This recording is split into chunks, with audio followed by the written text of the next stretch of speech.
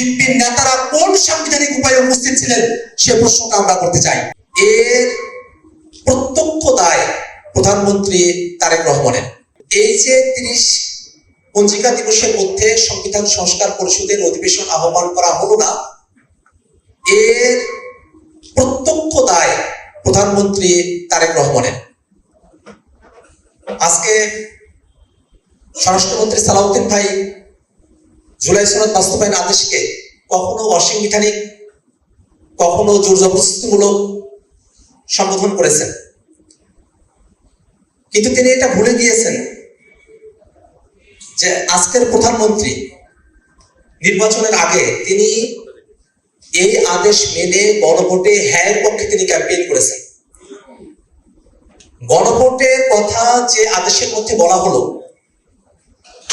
সে আদেশ অনুযায়ী গণভোটে হ্যাঁ ক্যাম্পেইন যিনি করলেন, সে একই ব্যক্তি নির্বাচনের পরে গণভোটের ফলাফল হলে যে কর্তব্য তার উপর আরোপিত হয় সংবিধান সংস্কার পরিষদের বিষয়ে, সেটা তিনি মানলেন না। এটাই স্পষ্টতই দ্বিচারিতা। সংবিধান সংস্কার পরিষদের অধিবেশন আহ্বানের জন্য স্বরাষ্ট্রমন্ত্রী সালাউদ্দিন সাহেব তিনি দায়িত্বশীল ব্যক্তি নন, আইনমন্ত্রীও দায়িত্বশীল ব্যক্তি নন। সংস্কার পরিষদের অধিবেশন আহ্বানের জন্য একমাত্র দায়িত্বশীল ব্যক্তি হচ্ছেন প্রধানমন্ত্রী, যে রাষ্ট্রপতির অফিসের মাধ্যমে এই অধিবেশন আহ্বান করবেন। আমরা প্রধানমন্ত্রী জনাব তারেক রহমানের কাছে তার স্পষ্ট বক্তব্য আমরা জানতে চাই।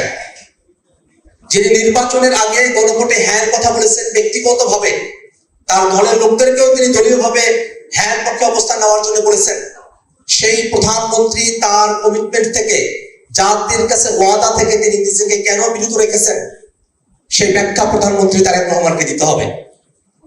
এমন জনগুরুত্বপূর্ণ একটা বিষয় যেখানে 24-এর অভ্যুত্থানের মধ্য দিয়ে জনগণের অভিপ্রায়, সার্বভৌম অভিপ্রায়ের প্রকাশ ঘটেছে, 26-এর নির্বাচনের মধ্য দিয়ে 70% মানুষ গণভোটে হায়ের পক্ষে তাদের মতামত দিয়েছেন।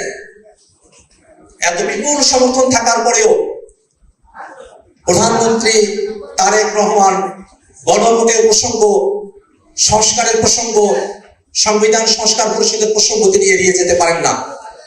অবশ্যই প্রধানমন্ত্রী তারেক রহমানকে তার ব্যক্তিগত বক্তব্য, এবং তিনি একটি দায়িত্বশীল অবস্থানে রয়েছেন, সেই দায়িত্বশীল জায়গা থেকে তার বক্তব্য অবশ্যই পরিষ্কার করতে হবে।